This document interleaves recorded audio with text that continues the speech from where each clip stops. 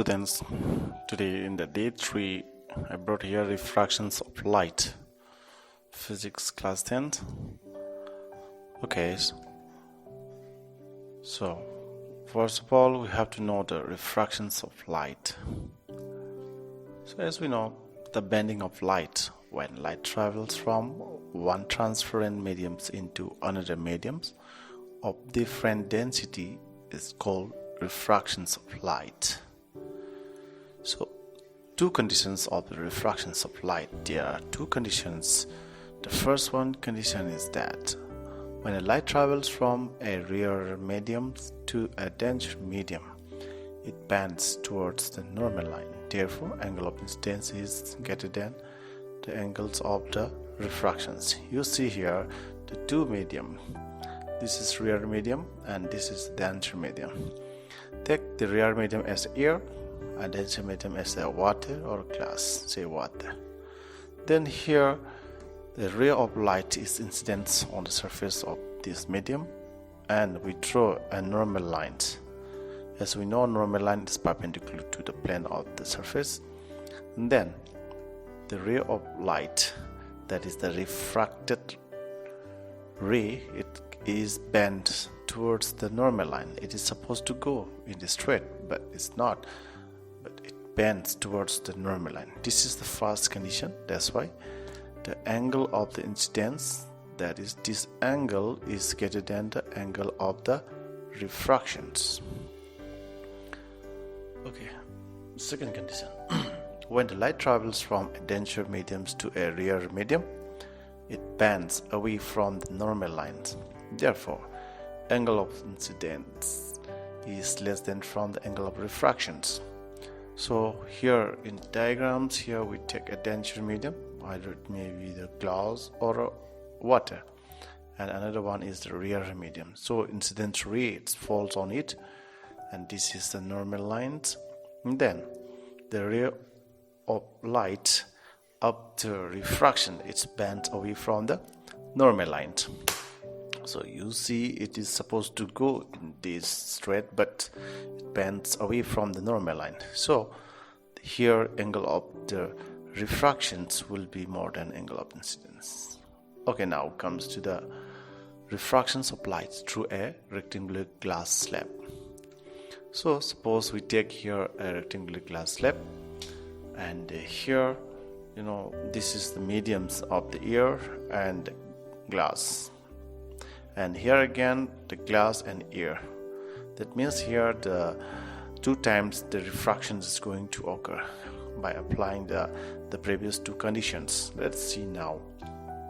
Here, when a ray of light passes through a rectangular glass slab, it gets bent twice at the air glass interface and the glass air interface. This is the air glass interface between this surface, and this is the glass air interface in this surface. Now let us see here. The emergent ray is parallel to the incident ray and is displaced through a distance. So let us see with the diagram. This is a normal line and this is an incident ray. So by applying the conditions, or say the laws, we can say, of the refractions, the conditions of the refractions, here it is supposed to go straight, but it comes from the air, that is the rarer medium to denser medium, so it will bend towards the normal line. Then it comes to the surface interface between the glass air surface, and then here we draw another normal line.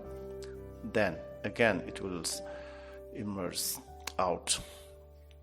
Then here this ray, okay, so this angle of refraction, and this ray, or this ray is called emergent ray. The angle formed between this incident ray, normal lines, and the emergent ray is called angles of the emergent. And here, see, this is the incident ray and this is emergent ray. These two rays should be parallel, and the distance between these two will be the displacement. Okay, so this is the distance between the incident ray and the emerging ray, and this is called a displacement, or also called as a lateral displacement. And this lateral displacement depends on the thickness of the glass slab. Okay, now we'll proceed to the topic here, laws of refractions of light, one of the most important topic. So the incident ray, the refracted ray, and the normans to the interface of the two transparent medium at points of incidence all lies in the same plane. The second law, the ratio of the sine of the angle of incidence to the sine of the angle of refraction is a constant for the light of the given color and for the given pair of media, or you say the medium. And this law is also known as Snell's law of refractions. And let's see now, the sine of the angle of incidence by sine of the angle of refraction is a constant, and this constant will be called as the refractive index. Now comes the refractive index. First of all, let us learn about the absolute refractive index. The absolute refractive index of a medium is the ratio of the speed of light in air or vacuum to the speed of light in medium. So the speed of light in the air or vacuum is denoted by C, and refractive index by nu, and here it's divided by speed of light in the medium, that is V. So whatever we find out the absolute refractive index, here it should be the speed of light in vacuum or air divided by speed of light of the medium, should be divided, and mathematically nu is equal to C by V. We know the value of the C is 3 into 10 to the power 8 meter per second. Okay, now the relative refractive index of a medium 2 with respect to the medium 1 is the ratio of the speed of light in medium 1 to the speed of light in medium 2.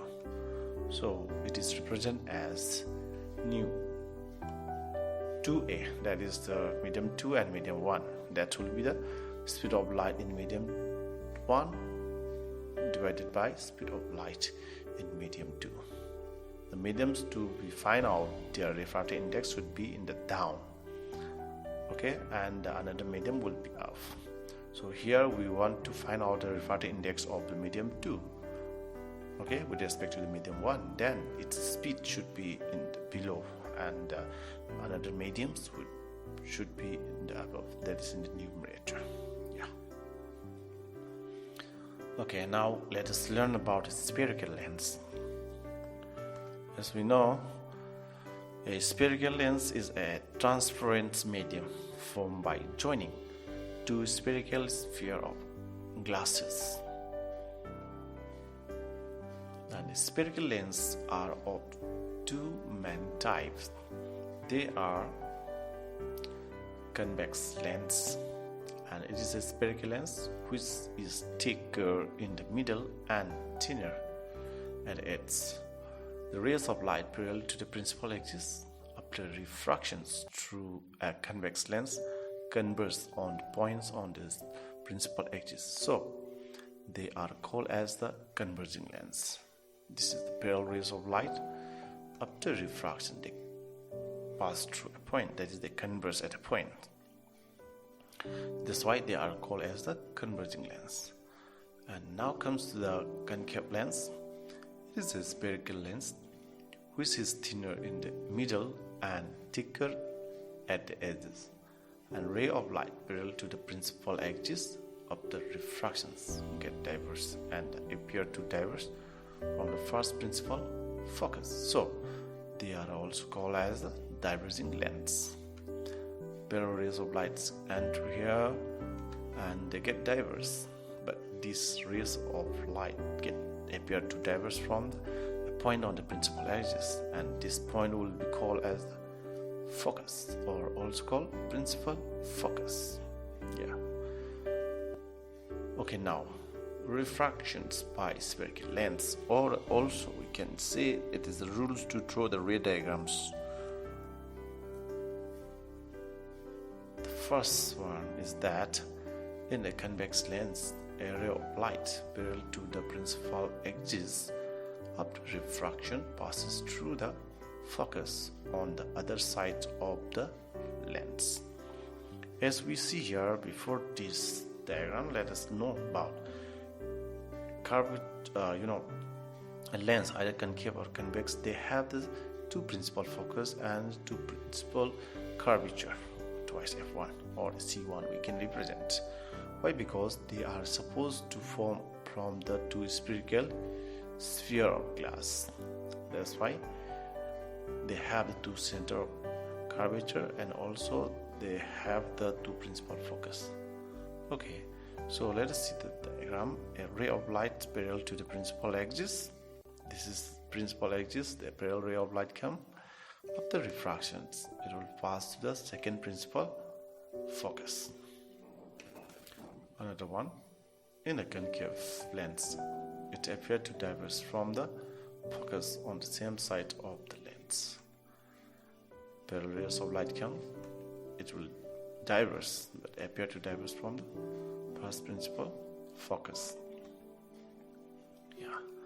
And next we come here. In a convex lens, a ray of light passing through the focus of the refraction goes parallel to the principal axis. First principal focus it passes, then after refraction it will go parallel to the principal axis. And in case of the concave lens, a ray of light directed towards the focus after refraction goes parallel to the principal axis. That means it appeared to pass to the second principal focus. Then after refraction it will not go passing through the f2 or second principal focus, but it will go parallel with the principal axis. This is the second rule to draw the ray diagrams. And now here we got any ray of light which passed through the center of curvature. Really? No, it is the optical center. Okay, in case of the concave also, convex also here. In a convex lens and a concave lens, the ray of light passing through the optical center goes without any deviation, without any bending of light. It will go straight. This point we have to keep in mind.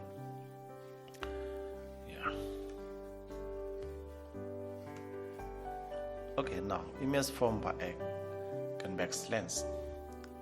So this is the one of the most important points we have to know. This is a convex lens and this is the optical center. This is in the left side first principal focus, in the right side second principal focus, and next is the first center of curvature and another one second center of curvature. So when the object is at infinity, we are going to place the object at infinity. That means very far place. So the object is here. Then by the rules that we have discussed right now that we're going to apply, from this here the pale rays of light enter. Then after refractions it will pass to the second principal focus. Then nature of the image, let us see now. Real and inverted image is formed here because the image is formed by intersecting the real rays of light. So real and inverted image will form. Positions at f2. What about size? Highly diminished or point size. Okay, next, when the object is beyond twice f1 or c1. Okay, so here comes the principal axis, and don't forget optical center to f1 to c1 should be equal in length, and the same wise optical center to f2 to c2 should be equal in length. Otherwise our ray diagrams will be wrong, will not valid. Okay, now when the object is placed beyond c1 or twice f1, a pale rays of light will come from the top of the object. By following the rules, any ray of light coming parallel to the principal axis after refraction passes through the second principal focus. Then another ray of light will come passing through the optical center. We know that without any deviation it will go straight, right? Then the place where they intersect, here the image will form. What do you see here? Size. This is what? This much bigger, this is smaller, right? And what do you see? The image is inverted. You must know that inverted images are generally real images. Let's see now. Nature of the image is real and inverted. Position between F2 and C2, and size is diminished as compared to the object. The size is small. Okay, next is when the object is at C1 or twice F1. Exactly, we are going to place the object at C1. Same, following the rules, it will pass through second principal focus, another will pass through optical center, and they intersect at this point. And the point where they intersect, it will be what? The positions of the image. As we see here, size of the image is almost same, C1, C2. That means the position of the image. So nature is real and inverted. Position at C2, and size is also same size. Okay, next comes to the when object is between C1 and F2. So between C1 and F2, we place this object any place in between C1 and F2. So following the rules, parallel rays of light comes pass through the central principal focus, at the same time another ray of light will pass through the optical center. Then you see these two rays of light intersect at this point. The points of intersections here, the image will form. What you see, the image and object, the image is much more larger, right? So nature is real and inverted. Behind C2, the image is formed, and size is magnified. Okay, when the object is at F1, exactly at F1 we are going to place the object. What will happen? Let's see with the diagram. The rays of light passes through the second principal focus. At the same time, another ray of light will pass to the optical center. That means these two rays of light will be parallel.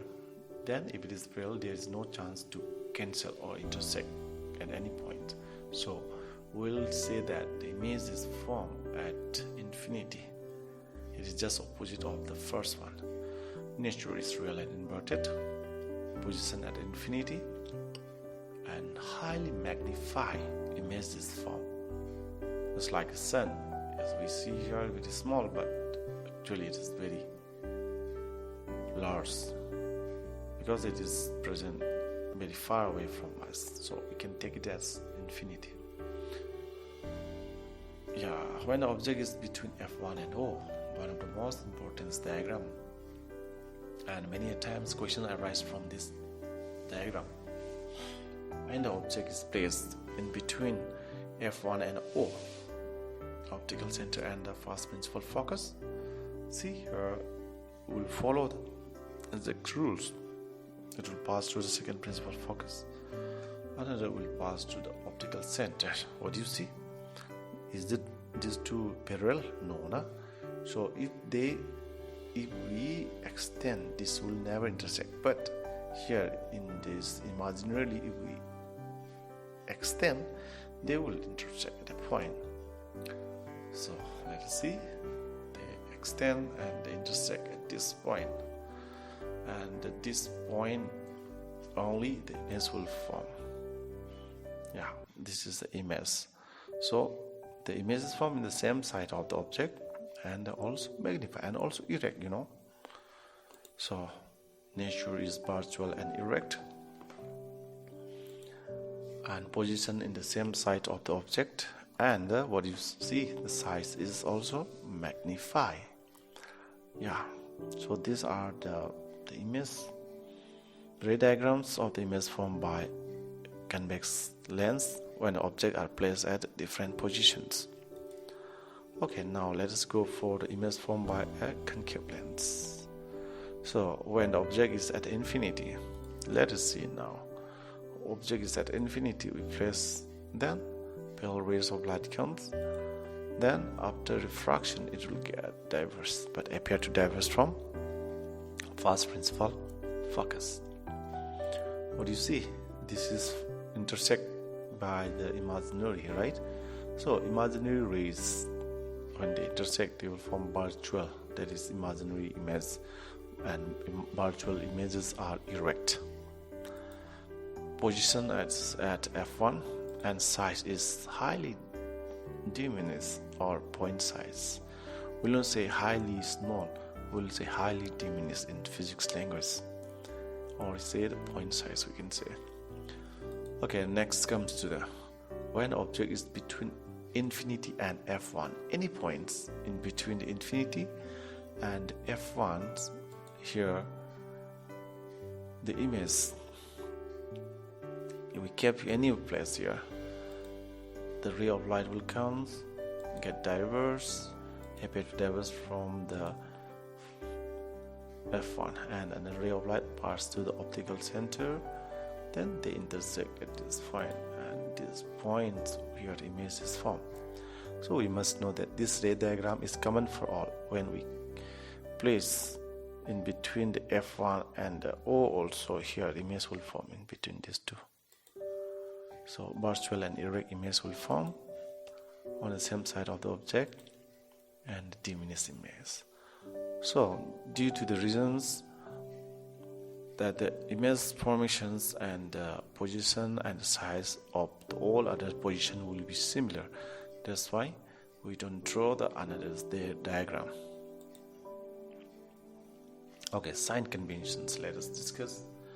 One of the most important for the word problems, sign convention is very important. Sign convention for spherical lens, it may be concave or convex. Okay, so here the sign conventions for spherical lens is the same as in the spherical mirror, except that the distance are measured from the optical center. But before in the mirror, all the distance are measured from the pole, right? But in this case, this is the optical center, but others are same. But whatever it may be, we'll explain again here. So the focal length of the convex lens is positive, okay, and that of the concave lens is negative. You see here, just if we remind, any distance in the left side, or just say in the opposite directions of the incident light, ray of light are taken as what? Negative. Okay, and any distance towards the right or in the right side of the lens are taken as positive. So this is the first two, and the next is this is the principal axis. Any height above the principal axis, they are taken as positive, and any height below the principal axis, they are taken as the negative, or downwards of the principal axis are taken as the negative. Yeah, lens formula. So here we have to keep in mind, and it is very important, the relationship between the image distance, object distance, and focal length of a spherical lens is called lens formula. Image distance is denoted by V, object distance by U, and focal length by F. Here mathematically it comes that 1 by V minus 1 by U is equal to 1 by F. So magnifications of a spherical lens. The ratio of the height of the image to the height of the object is known as the magnifications produced by a lens.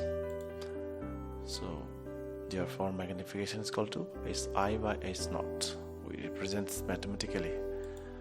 And also here magnifications is the ratio of the image distance v to the object distance u from the lens.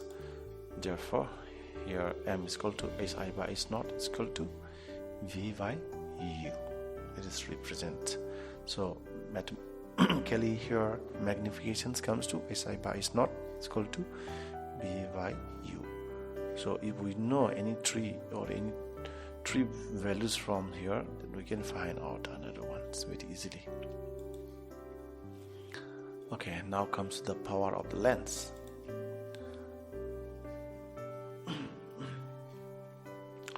So this is also very important. The power of lens is the finest reciprocal of the focal length of the lens in meter.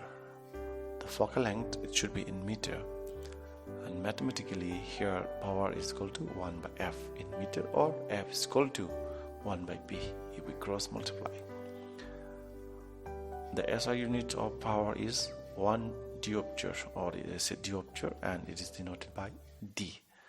So let us define 1 diopter may be defined as the power of a lens whose focal length is 1 meter. The power of convex lens is positive, and the power of a concave lens is negative. So the one question comes here. Let us find out the power, or you say the focal length. The power of a lens is minus 1.5 diopter. From this minus below, we know that this is a concave lens. Find the focal length of the lens and state its nature. So here power is given minus 1.5 diopter and focal length we have to find out. Then here we know that the relationships here, we know that f is equal to 1 by p, this we use. Then 1 by p power is minus 1.5 diopter, right? Then we have to find out the focal length in terms of centimeter. That's why we can go for the conversions, but before that one, just we convert this point value into the whole number. So of the point, one digit is there, so we multiply with the 10 by 10 in both numerator and denominator. Then it comes 10 into 1, 10. 1.5 into 10, that comes to 15. Okay, and now again here if we divide 10 by 15, we got minus 0.67 meter. We don't want in meter, we want in centimeter. So we know that 1 meter is equal to 100 centimeter. So to convert it to the centimeter from meter, we divide this value 0.67 meter by 100. That comes to centimeter. That is minus 0.67 centimeter. Minus 67 centimeter. That means hence the focal length of the given lens is what? That is the minus 67 centimeter. Yeah. So some numerical problems here. Let us see. Two thin lengths of focal length plus 10 centimeter and minus 5 centimeter are kept in contact. Two lengths. Find the focal length and the power of these combinations of lengths. We have to find out. Here it is given that this is asked in the question 11. It is given that one focal length is 10, another one is minus 5. Right. Then we have to find out the focal length and the power of the combined of the lengths, right? So here, therefore, equations coming here, the equivalent focal length.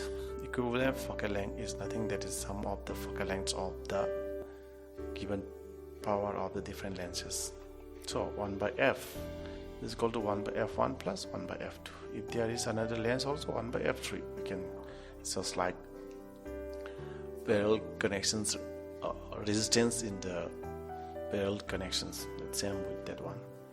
Then here we will find the value 1 by f is equal to 1 by 10 minus 1 by 5. Why minus? Because focal length f2 is minus, right? Then plus divided by minus will be minus. That's why it comes minus here, and don't get confused. Then now what we'll do, we'll take the LCM. 10 and 5 LCM is 10 because they are common factor to it. 5 is common factor to 10, so the larger the value will be its LCM. Then it comes to 1. Then if we divide 10 by 5, 5 2 is 10, then we multiply this 1 with the 2, so it comes here. Then next comes to 1 by f is equal to 1 minus 2 on the 2. 2 minus 1, that is minus 1, right? So it comes to minus 1 by 10. Then by cross multiply here, minus f, 1f is equal to 10.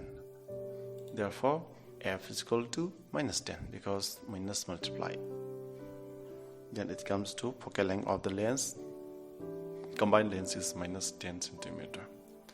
But now we need to find out what? That is the power also, right? Then now let us see. Now the power is equal to 1 by f. As we know, it comes to 1 by minus 10 centimeter because focal length is given in terms of centimeter, right? But power we need in terms of the meter. That's why we convert this centimeter into meter. That's why we divide minus 10 by 100. Then here it will come, power is equal to 100. 100 will comes up and 10 will be down, but plus divided by minus will be minus. Then if we divide this 100 by 10, what will come? That is, power will be the 10 diopter. Hence the power of the combined lens is minus 10 diopter, and that of the focal length is minus 10 centimeter. Thus we can find out such kind of the problem. This is already looks there in the CBSE 2011.